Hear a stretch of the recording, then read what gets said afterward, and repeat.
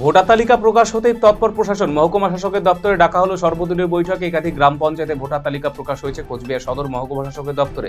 মহকুমা শাসক জানিয়েছেন, শান্তি শৃঙ্খলা যেন সব ঠিক থাকে সেদিকে নজর দিতে হবে।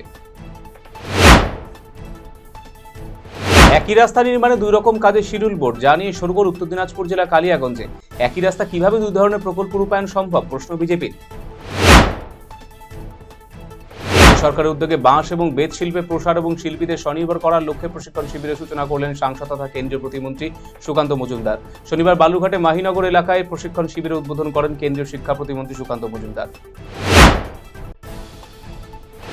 নিচু আন্ডারপাস উঁচু করা হচ্ছে জ্যাক লাগিয়ে। একসাথে কয়েকশো জ্যাক লাগিয়ে নির্মীয়মান রেলের আন্ডারপাস উঁচু করা হচ্ছে বালুরঘাট হিলি রেল লাইনের দৌল্লা গ্রামের রাস্তায়। বালুরঘাট হিলি রেল লাইন সম্প্রসারণের জন্য দৌল্লা গ্রামের রাস্তায় তৈরি হয়েছিল আন্ডারপাস। কয়েকশো জ্যাক দিয়ে কংক্রিটের তৈরি আন্ডারপাস উঁচু করে নিচে গাঁথনি করা হচ্ছে। এদিন কাজ পরিদর্শনে যান কেন্দ্রীয় প্রতিমন্ত্রী Sukanta Majumdar. Mid day meal, রাঁধুনিদের মাসিক ভাতা বৃদ্ধি সহ অন্যান্য সুযোগ সুবিধা চালুর দাবিতে কালিয়াগঞ্জে পথ অবরোধ করে বিক্ষোভ দেখালো সিটি অনুমোদিত মিড ডে মিল কর্মী ইউনিয়নের সদস্যরা। শনিবার দুপুরে কালিয়াগঞ্জ শহরে মহেন্দ্রগঞ্জ সিপিএম পার্টি অফিস প্রাঙ্গণ থেকে মিছিল শুরু হয়। কর্মসূচিতে উপস্থিত ছিলেন সিটু জেলা সভাপতি রঞ্জন দাস, সিটু কালিয়াগঞ্জ উত্তর এরিয়া কমিটির সভাপতি জ্যোতিপ্রকাশ ভদ্র সহ অন্যান্যরা। মহকুমা শাসকের দপ্তরের সামনে ভোটার তালিকা থেকে নাম বাদ দেওয়া যাওয়ার প্রতিবাদে বিক্ষোভ প্রদর্শন করল এসইউসিআই কর্মীরা। বিক্ষোভকে ঘিরে উত্তেজনা ছড়িয়ে পড়ে গোটা এলাকায়।